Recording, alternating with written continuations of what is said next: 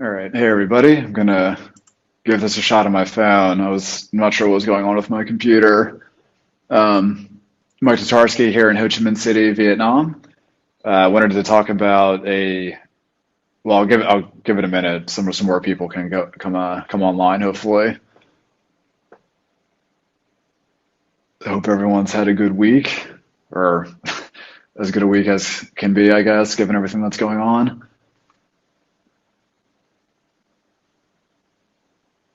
Just give it a few more seconds here, see some more people come online.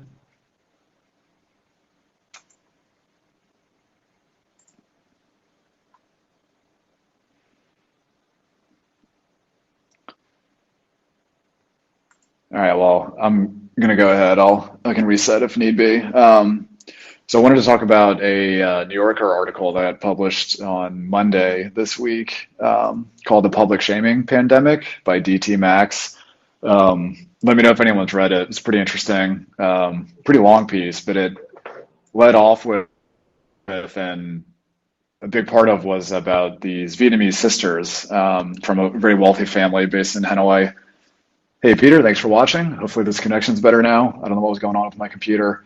Um, Anyways, this New Yorker article, a big part of it was about this woman named Nhan Nguyen. She's the daughter of a very wealthy Vietnamese family. She lives in London.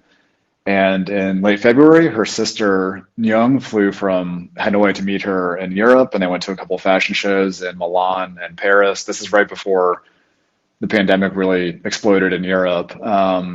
And then So the name of the article is "The Public Shaming Pandemic" by DT Max. It was published on Monday. This is in the New Yorker. People were just coming online, and it's created a huge reaction here in Vietnam. But I want to talk about the article a little bit and then the reaction here because it's been the talk of Vietnamese social media for several days now. Um, so the two sisters went to these fashion shows in Europe, and then Nyung flew back to Hanoi from London.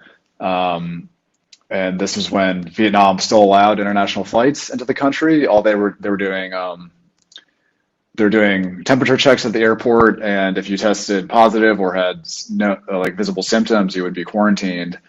But the sister who flew back from London, she what we know now is that she didn't declare that she had been to Italy when she arrived, and she also used a second passport, I think her Vietnamese passport, to get back in, where she had been using her UK passport in Europe. So at immigration, they didn't know that she had been to Italy, which the virus was starting to have issues there.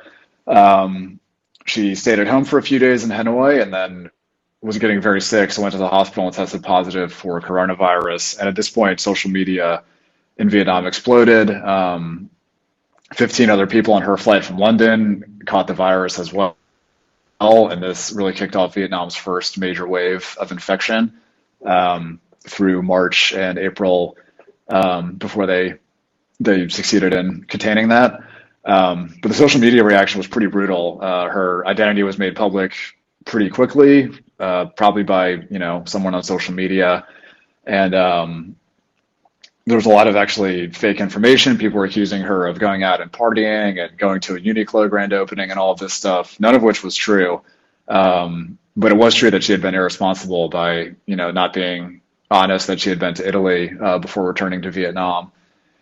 So this article is mostly about her sister, Nya, who lives in London, and also caught coronavirus when she was in Italy. And I didn't know this part, but got a lot of criticism in tabloids in the UK and some media in Europe. They had to shut down their Instagram accounts and those sorts of things. They were sort of like fashionista influencers who were known on the social scene in Europe.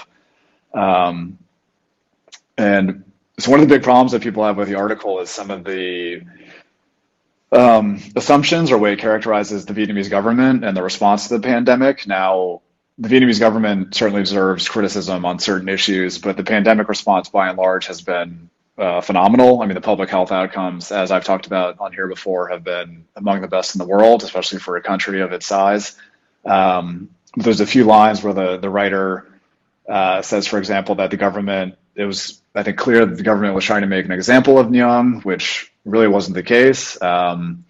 that they were leaking information to the media to scare the population, which definitely was not the case. I mean, all governments leak information, but the government here was actively trying to keep people calm. When the news of Nyong's case in Hanoi first broke, some people started panicking. There were reports of hoarding of, supermarket goods and food and stuff like that. And the government was actively saying, do not do this. Situation's under control. Here's what's going on. So that's kind of just factually incorrect a little